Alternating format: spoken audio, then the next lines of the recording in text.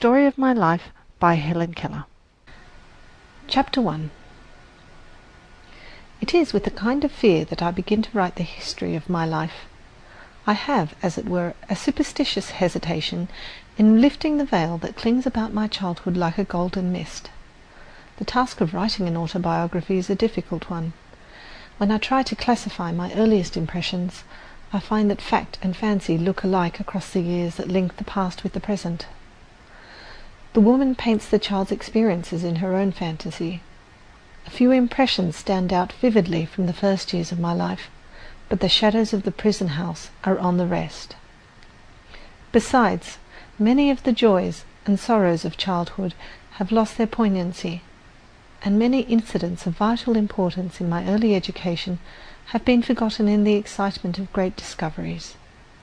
In order, therefore, not to be tedious, I shall try to present in a series of sketches only the episodes that seem to me to be the most interesting and important. I was born on June 27, 1880, in Tuscumbia, a little town of northern Alabama. The family on my father's side is descended from Caspar Keller, a native of Switzerland who settled in Maryland. One of my Swiss ancestors was the first teacher of the deaf in Zurich and wrote a book on the subject of their education, rather a singular coincidence, though it is true that there is no king who has not had a slave among his ancestors, and no slave who has not had a king among his. My grandfather, Caspar Keller's son, entered large tracts of land in Alabama and finally settled there. I have been told that once a year he went from Tuscumbia to Philadelphia on horseback to purchase supplies for the plantation, and my aunt has in her possession many of these letters to his family, which give charming and vivid accounts of these trips. My grandmother Keller was the daughter of one of the Lafayette aides, Alexander Moore, and a granddaughter of Alexander Spotswood, an early colonial governor of Virginia.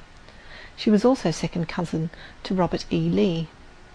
My father, Arthur H. Keller, was a captain in the Confederate Army, and my mother, Kate Adams, was his second wife and many years younger.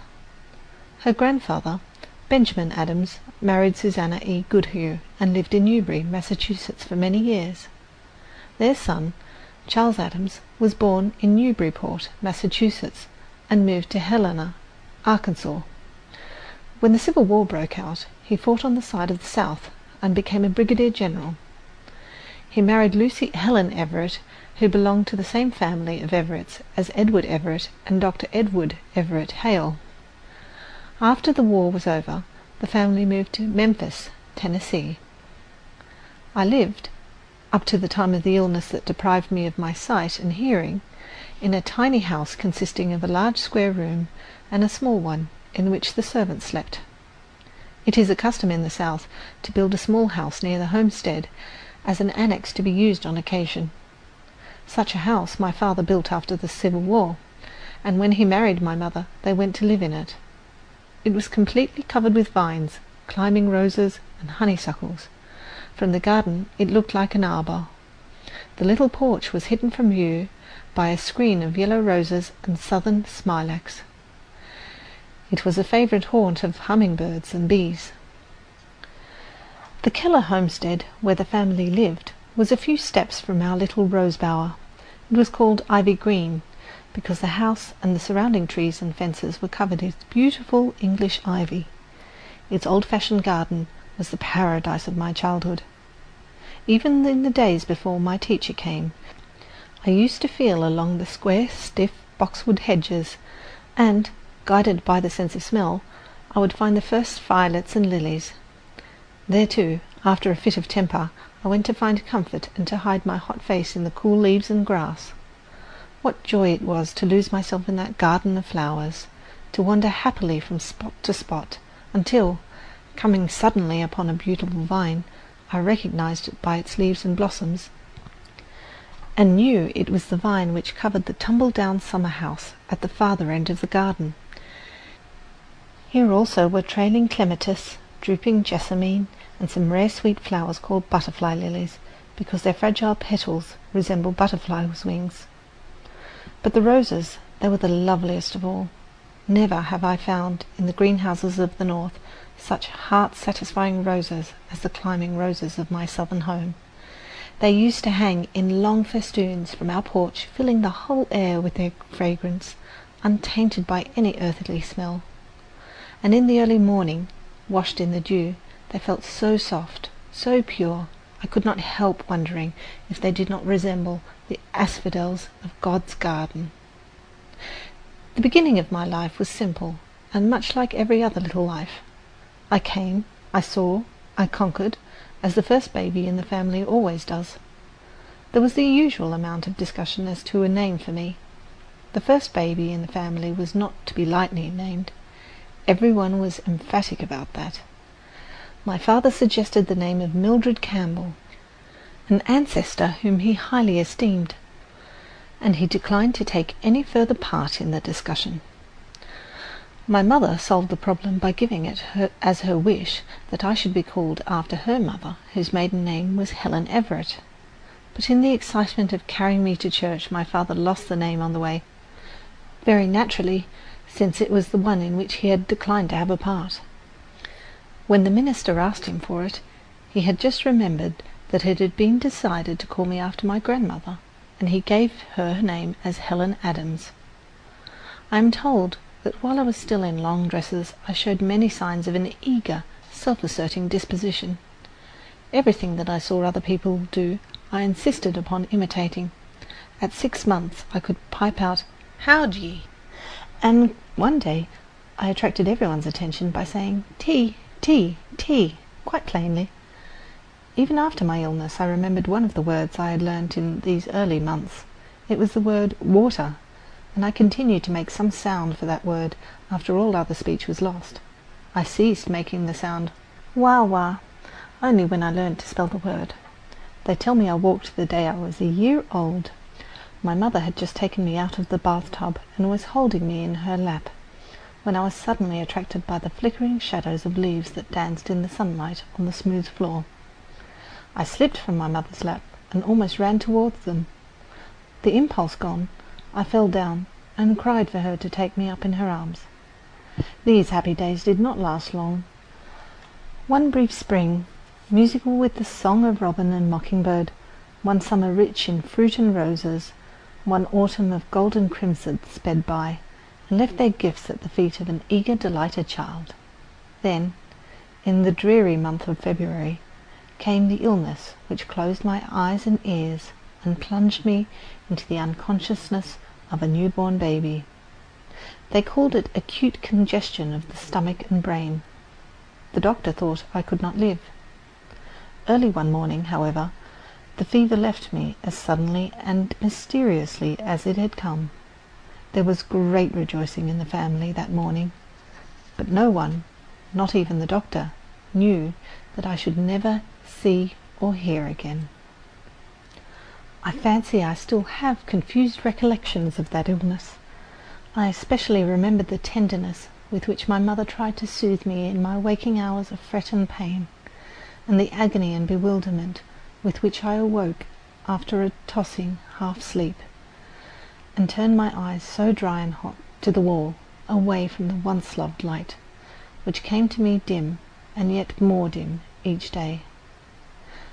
But except for these fleeting memories, if indeed they be memories, it all seems very unreal, like a nightmare. Gradually I got used to the silence and darkness that surrounded me, and forgot that it had ever been different, until she came, my teacher, who was to set my spirit free. But during the first 19 months of my life I had caught glimpses of broad green fields, a luminous sky, trees and flowers, which the darkness that followed could not wholly blot out. If we have once seen, the day is ours, and what the day has shown. End of Chapter 1. Chapter 2. I cannot recall what happened during the first months after my illness. I only know that I sat in my mother's lap, or clung to her dress as she went about her household duties. My hands felt every object and observed every motion, and in this way I learned to know many things. Soon I felt the need, of some communication with others, and began to make crude signs. A shake of the head meant no, and a nod yes. A pull meant come, and a push go. Was it bread that I wanted? Then I would imitate the acts of cutting the slices and buttering them.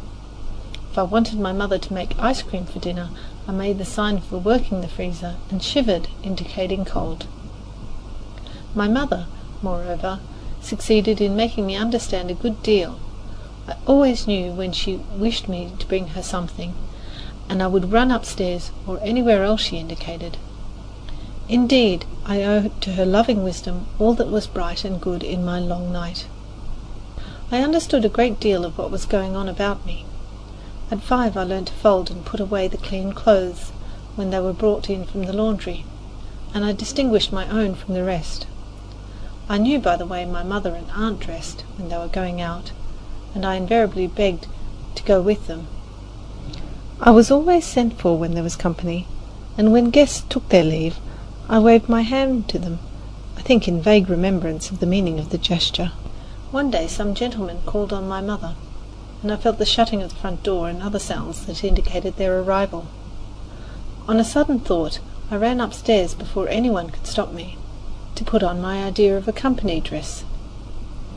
Standing before the mirror, as I had seen others do, I anointed my head with oil and covered my face thickly with powder. Then I pinned a veil over my head so that it covered my face, and fell in the folds down to my shoulders, and tied an enormous bustle around my waist so that it dangled behind, almost meeting the hem of my skirt. Thus attired, I went down to help entertain the company. I do not remember when I first realized that I was different from other people, but I knew it before my teacher came to me. I had noticed that my mother and my friends did not use signs as I did when they wanted anything done, but talked with their mouths. Sometimes I stood between two persons who were conversing and touched their lips. I could not understand, and was vexed. I moved my lips and gesticulated frantically without result. This made me so angry at times that I kicked and screamed until I was exhausted. I think I knew when I was naughty, for I knew that it hurt Ella, my nurse, to kick her. And when a fit of temper was over, I had a feeling akin to regret. But I cannot remember any instance in which this feeling prevented me from repeating the naughtiness when I failed to get what I wanted. In those days, a little coloured girl, Martha Washington, the child of our cook, and Belle, an old setter and great hunter in her day, were my constant companions. Martha Washington understood my signs, and I seldom had any difficulty in making her do just as I wished. It pleased me to domineer over her, and she generally submitted to my tyranny rather than risk a hand-to-hand encounter. I was strong, active, indifferent to consequences.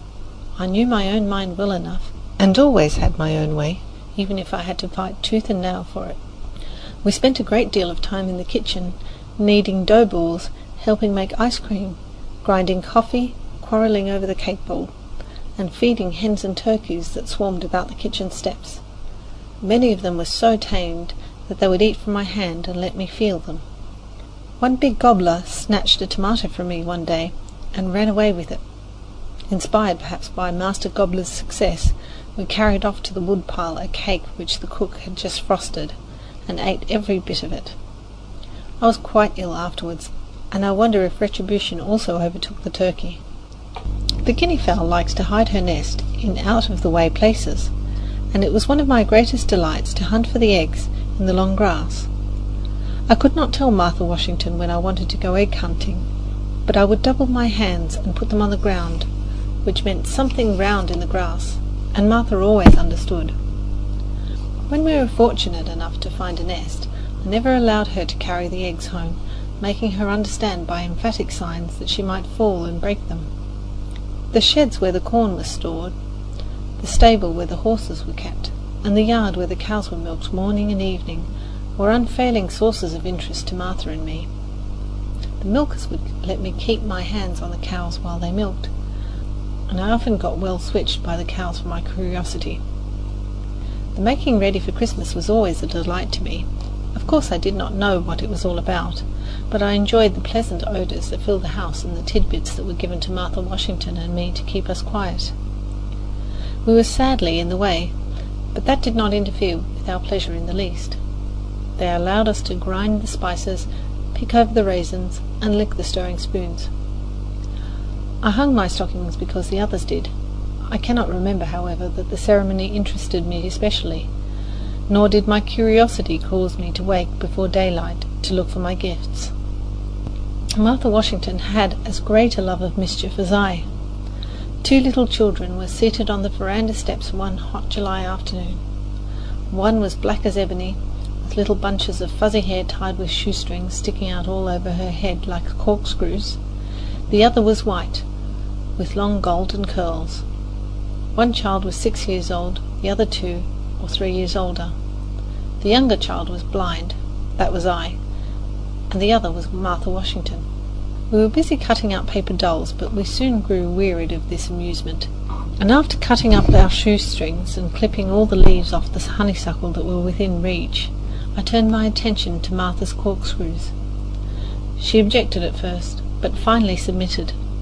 Thinking that turn and turn about is fair play, she seized the scissors and cut off one of my curls, and would have cut them all off but for my mother's timely interference. Belle, our dog, my other companion, was old and lazy, and liked to sleep by the open fire rather than to romp with me. I tried hard to teach her my sign language, but she was dull and inattentive. She sometimes started and quivered with excitement, then she became perfectly rigid, as dogs do when they point a bird. I did not then know why Belle acted in this way, but I knew she was not doing as I wished. This vexed me, and the lesson always ended in a one-sided boxing match. Belle would get up, stretch herself lazily, give 1 or 2 contemptuous sniffs, go to the opposite side of the hearth, and lie down, and I, wearied and disappointed, went off in search of Martha. Many incidents of those early years are fixed in my memory, isolated but clear and distinct, making the sense of that silent, aimless, dayless life all the more intense. One day I happened to spill water on my apron, and I spread it out to dry before the fire which was flickering on the sitting-room hearth.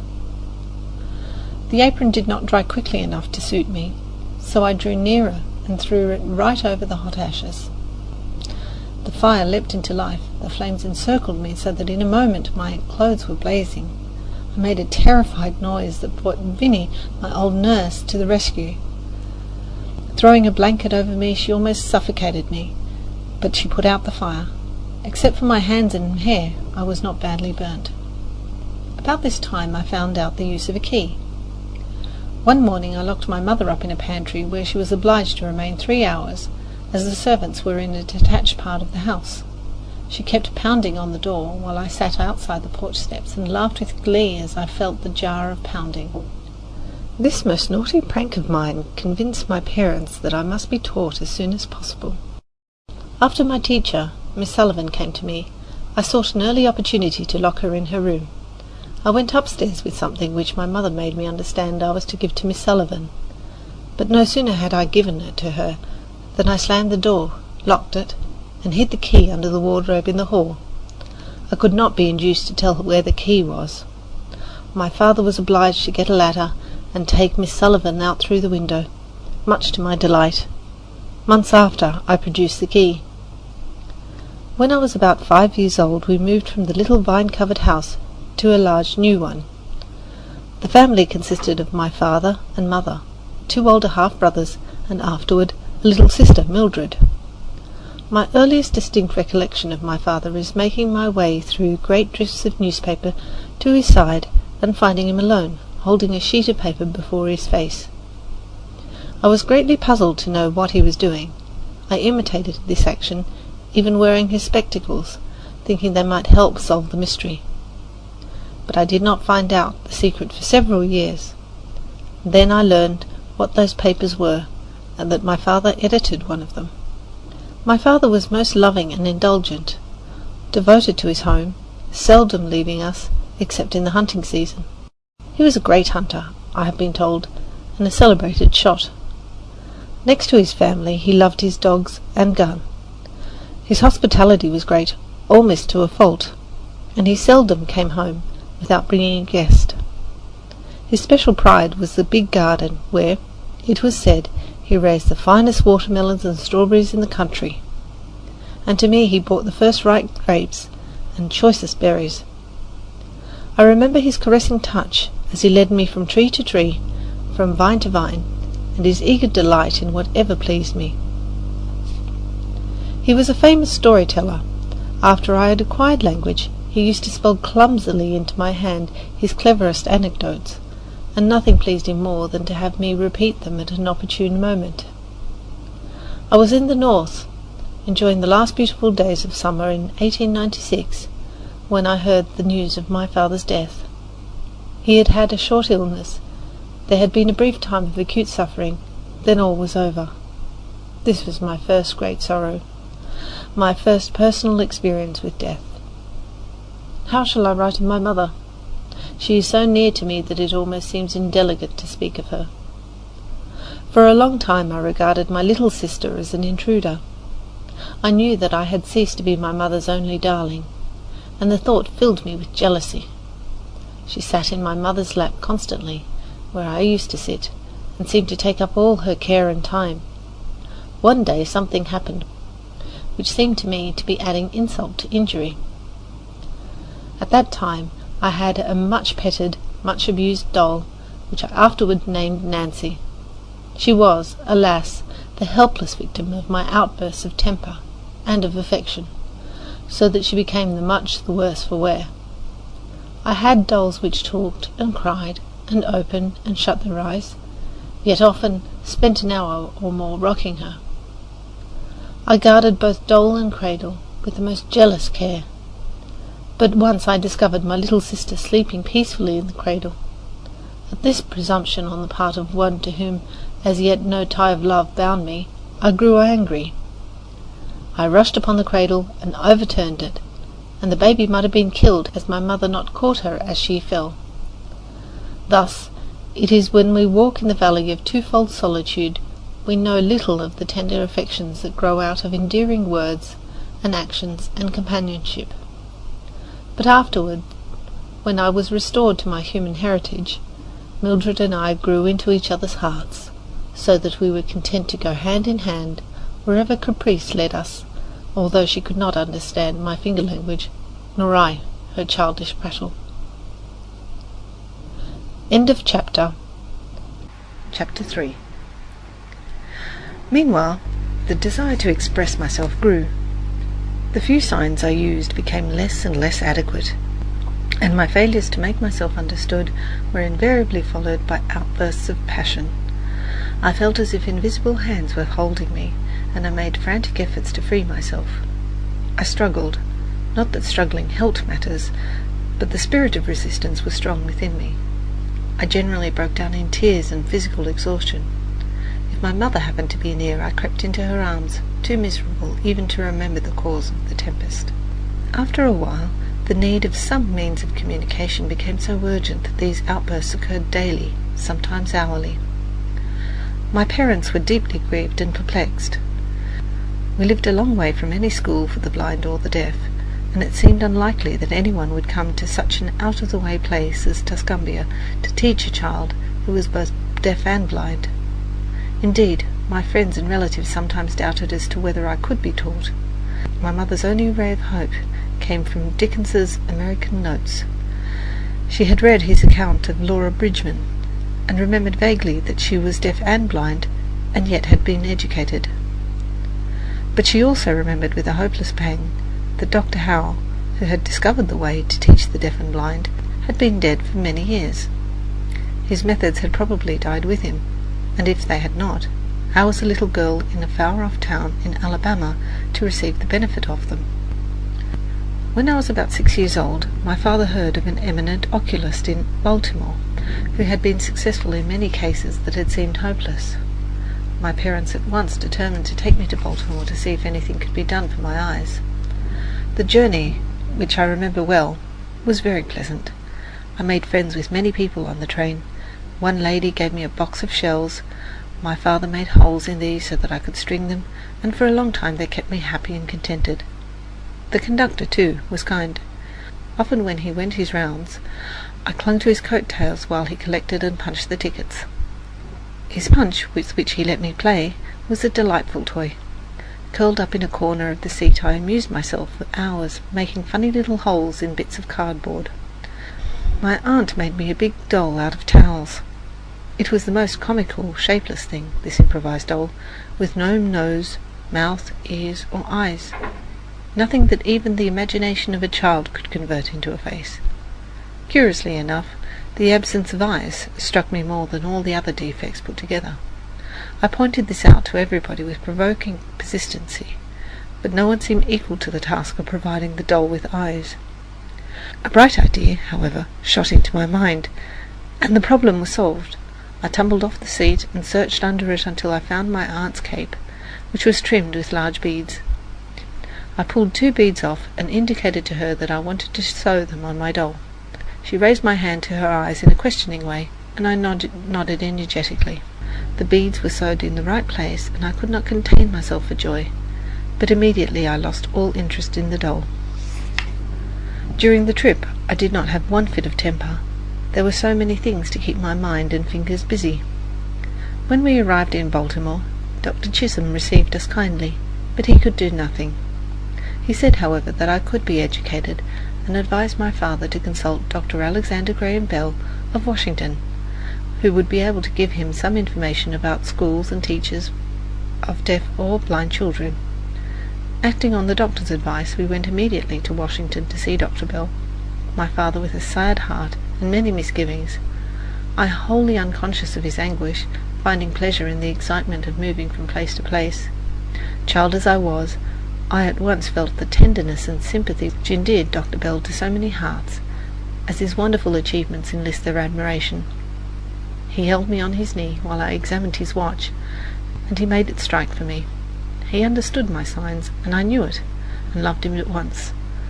But I did not dream that that interview would be the door through which I would pass from darkness into light, from isolation to friendship, companionship, knowledge, and love. Dr. Bell advised my father to write to Mr. Anagnos, director of the Perkins Institution in Boston, the scene of Dr. Howe's great labours for the blind, and ask him if he had a teacher competent to begin my education.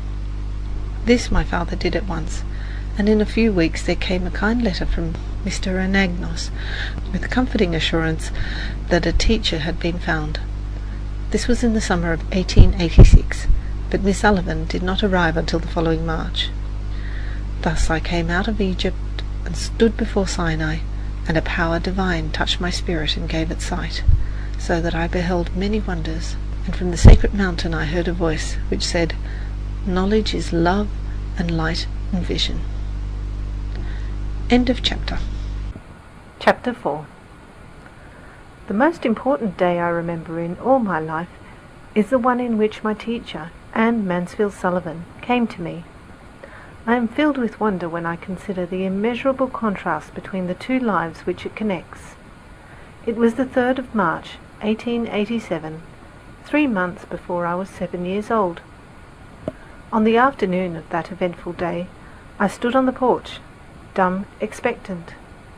I guessed vaguely from my mother's signs, and from her hurrying to and fro in the house, that something unusual was about to happen. So I went to the door and waited on the steps. The afternoon sun penetrated the mass of honeysuckle that covered the porch and fell on my upturned face. My fingers lingered almost unconsciously on the familiar leaves and blossoms which had just come forth to greet the sweet southern spring. I did not know that the future held of marvel or surprise for me. Anger and bitterness had preyed on me continually for weeks, and a deep languor had succeeded this passionate struggle. Have you ever been at sea in a dense fog, when it seemed as if tangible white darkness shut you in, and the great ship, tense and anxious, groped her way toward the shore with plummet and sounding line, and you waited with beating heart for something to happen? I was like that ship before my education began, only I was without compass or sounding line. and had no way of knowing how near the harbour was. "Light, give me light," was the wordless cry of my soul, and the light of love shone on me in that very hour. I felt approaching footsteps. I stretched out my hand, as I supposed to my mother. Someone took it, and I was caught up and held close in the arms of her who had come to reveal all things to me, and more than all things else, to love me. The morning after my teacher came, she led me into her room and gave me a doll. The little blind children at the Perkins Institution had sent it, and Laura Bridgman had dressed it, but I did not know this until afterward. When I had played with it a little while, Miss Sullivan slowly spelt into my hand the word D-O-L-L, doll. I was at once interested in this finger play and tried to imitate it. When I finally succeeded in making the letters correctly, I was flushed with childish pleasure and pride. Running downstairs to my mother, I held up my hand and made the letters for doll. I did not know that I was spelling a word, or even that words existed. I was simply making my fingers go in a monkey-like imitation.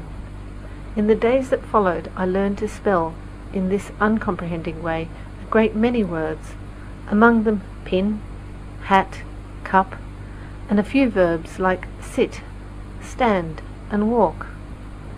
But my teacher had been with me several weeks before I understood that everything has a name. One day, while I was playing with my new doll, Miss Sullivan put my big rag doll into my lap, also spelled D-O-L-L, and tried to make me understand that doll applied to both. Earlier in the day we had had a tussle over the words mug and water. Miss Sullivan had tried to impress upon me that M-U-G is mug, and that W-A-T-E-R is water, but I persisted in confounding the two. In despair she dropped the subject for the time, only to renew it at the first opportunity. I became impatient at her repeated attempts, and, seizing the new doll, I dashed it upon the floor. I was keenly delighted when I felt the fragments of the broken doll at my feet. Neither sorrow nor regret followed my passionate outburst. I had not loved the doll. In the still, dark world in which I lived, there was no strong sentiment or tenderness. I felt my teacher sweep the fragments to one side of the hearth, and I had a sense of satisfaction that the cause of my discomfort was removed. She brought me my hat, and I knew I was going outside into the warm sunshine.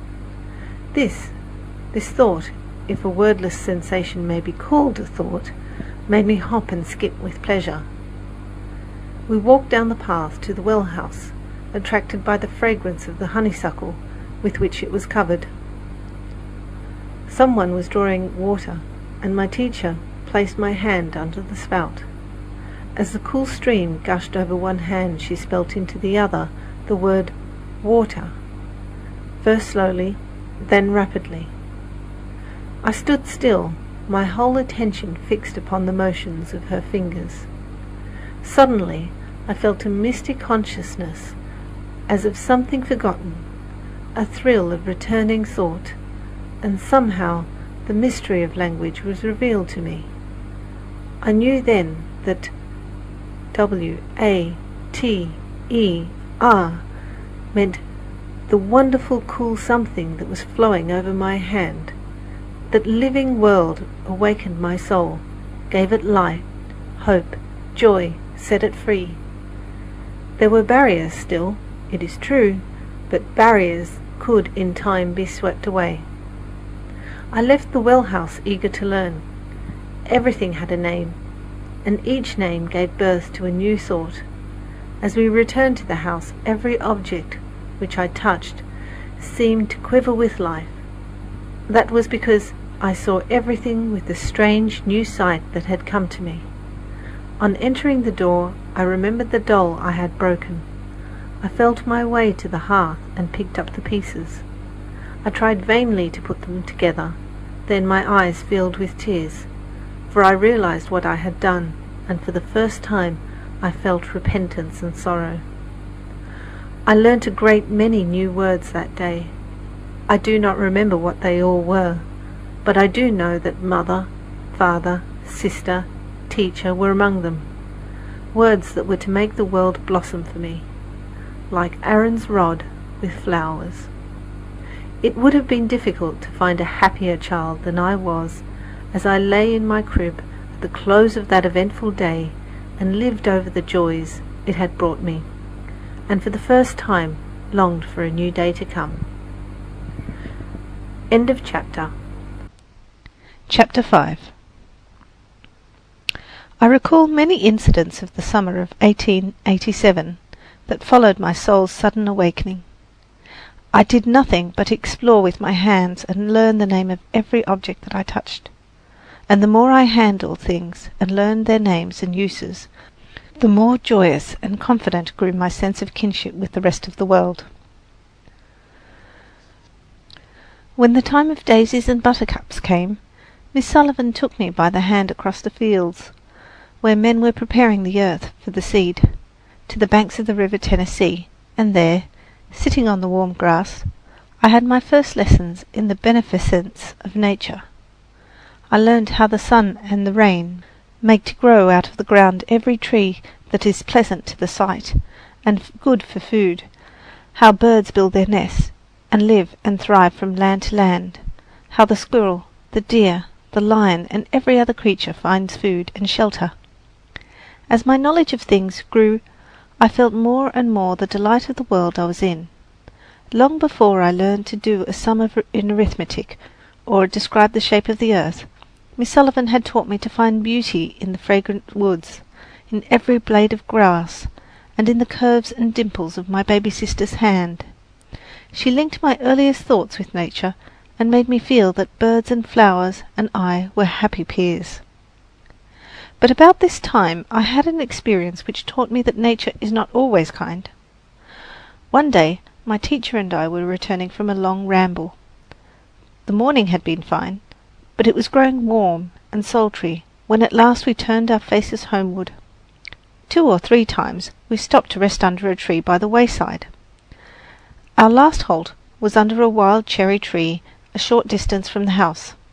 The shade was grateful, and the tree was so easy to climb that with my teacher's assistance I was able to scramble to a seat in the branches. It was so cool up in the tree that Miss Sullivan proposed that we have our luncheon there. I promised to keep still while she went to the house to fetch it. Suddenly a change passed over the tree. All the sun's warmth left the air. I knew the sky was black, because all the heat, which meant light to me, had died out of the atmosphere. A strange odour came up from the earth. I knew it. It was the odour that always precedes a thunderstorm, and a nameless fear clutched at my heart. I felt absolutely alone, cut off from my friends and the firm earth. The immense, the unknown, enfolded me. I remained still and expectant. A chilling terror crept over me. I longed for my teacher's return, but above all things I wanted to get down from that tree. There was a moment of sinister silence, and then a multitudinous stirring of the leaves. A shiver ran through the tree, and the wind set forth a blast that would have knocked me off had I not clung to the branch with might and main. The tree swayed and strained. The small twigs snapped and fell about me in showers. A wild impulse to jump seized me, but terror held me fast. I crouched down in the fork of the tree. The branches lashed about me. I felt the intermittent jarring that came now and then, as if something heavy had fallen, and the shock had travelled up till it reached the limb I sat on. It worked up my suspense up to the highest point, and just as I was thinking that the tree and I should fall together, my teacher seized my hand and helped me down. I clung to her, trembling with joy to feel the earth under my feet once more. I had learnt a new lesson, that nature wages open war against her children, and under the softest touch hides treacherous claws. After this experience, it was a long time before I climbed another tree. The mere thought filled me with terror. It was the sweet allurement of the mimosa tree in full bloom that finally overcame my fears. One beautiful spring morning, when I was alone in the summer house reading, I became aware of a wonderful subtle fragrance in the air. I started up and instinctively stretched out my hands. It seemed as if the spirit of spring had passed through the summer house. "What is it?" I asked, and the next minute I recognized the odor of the mimosa blossoms. I felt my way to the end of the garden, knowing that the mimosa tree was near the fence at the turn of the path. Yes, there it was, all quivering in the warm sunshine, its blossom-laden branches almost touching the long grass. Was there ever anything so inquisitively beautiful in the world before? Its delicate blossoms shrank from the slightest earthly touch. It seemed as if a tree of paradise had been transplanted to earth. I made my way through a shower of petals to the great trunk, and for 1 minute stood irresolute. Then, putting my foot in the broad space between the forked branches, I pulled myself up into the tree. I had some difficulty in holding on, for the branches were very large, and the bark hurt my hands. But I had a delicious sense that I was doing something unusual and wonderful, so I kept on climbing higher and higher, until I had reached a little seat which somebody had built there so long ago that it had grown a part of the tree itself. I sat there for a long, long time, feeling like a fairy on a rosy cloud. After that I spent many happy hours in my tree of paradise, thinking fair thoughts and dreaming bright dreams. End of chapter. Chapter 6. I had now the key to all language, and I was eager to learn to use it. Children who hear acquire language without any particular effort, and the words that fall from others' lips they catch on the wing, as it were, delightedly, while the little deaf child must trap them by a slow and often painful process. But whatever the process, the result is wonderful. Gradually, from naming an object, we advance step by step until we have traversed the vast distance between our first stammered syllable and the sweep of thought in a line of Shakespeare. At first, when my teacher told me about a new thing, I asked very few questions. My ideas were vague, and my vocabulary was inadequate, but as my knowledge of new things grew, I learned more and more words. My field of inquiry broadened, and I would return again and again to the same subject, eager for further information. Sometimes a new word revived an image that some early experience had engraved on my brain. I remember the morning that I first asked the meaning of the word love. This was before I knew many words. I had found a few early violets in the garden and brought them to my teacher. She tried to kiss me, but at that time I did not like to have anyone kiss me except my mother. Miss Sullivan put her arm gently around me and spelt into my hand, "I love Helen." "What is love?" I asked.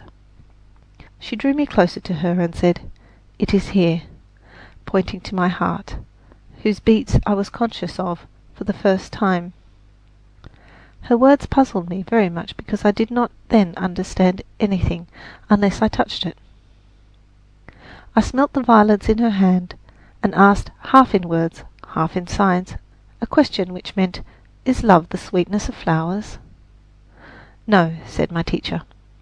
Again I thought. The warm sun was shining on us. "Is this not love?" I asked, pointing in a direction from which the heat came. "Is this not love?" It seemed to me that there could be nothing more beautiful than the sun, whose warmth makes all things grow. But Miss Sullivan shook her head, and I was greatly puzzled and disappointed. I thought it strange that my teacher could not show me love. A day or two afterwards, I was stringing beads of different sizes in symmetrical groups. 2 large beads, 3 small ones, and so on. I had made many mistakes, and Miss Sullivan had pointed them out again and again with gentle patience. Finally, I noticed a very obvious error in the sequence, and for an instant I concentrated my attention on the lesson and tried to think how I should have arranged the beads. Miss Sullivan touched my forehead and spelt with a decided emphasis, "Think." In a flash I knew that the word was the name of the process that was going on in my head. This was my first conscious perception of an abstract idea. For a long time I was still. I was not thinking of the beads in my lap, but trying to find a meaning for love in the light of this new idea. The sun had been under a cloud all day, and there had been brief showers, but suddenly the sun broke forth in all its southern splendour. Again I asked my teacher, "Is this not love?" "Love is something like the clouds that were in the sky before the sun came out," she replied. Then in simpler words than these, which at that time I could not have understood, she explained, "You cannot touch the clouds, you know, but you feel the rain, and you know how glad the flowers and the thirsty earth are to have it after a hot day. You cannot touch love either, but you feel the sweetness that it pours into everything. Without love, you would not be happy or want to play." The beautiful truth burst upon my mind. I felt there were invisible lines stretched between my spirit and the spirits of others. From the beginning of my education, Miss Sullivan made it a practice to speak to me as she would speak to any hearing child. The only difference was that she spelt the sentences into my hand instead of speaking them. If I did not know the words and idioms necessary to express my thoughts, she supplied them, even suggesting conversation when I was unable to keep my end of the dialogue. This process was continued for several years, for the deaf child does not learn in a month, or even in 2 or 3 years, the numberless idioms and expressions used in the simplest daily intercourse. The little hearing child learns these from constant repetition and imitation. The conversation he hears in his home stimulates his mind and suggests topics and calls forth the spontaneous expression of his own thoughts. This natural exchange of ideas is denied to the deaf child. My teacher, realizing this, determined to supply the kinds of stimulus I lacked. This she did by repeating to me as far as possible, verbatim, what she heard, and by showing me how I could take part in the conversation. But it was a long time before I ventured to take the initiative, and still longer before I could find something appropriate to say at the right time. The deaf and the blind find it very difficult to acquire the amenities of conversation. How much more this difficulty must be augmented in the case of those who are both deaf and blind. They cannot distinguish the tone of the voice, or, without assistance, go up and down the gamut of tones that give significance to words, nor can they watch the expression of the speaker's face, and a look is very often the soul of what one says. End of chapter.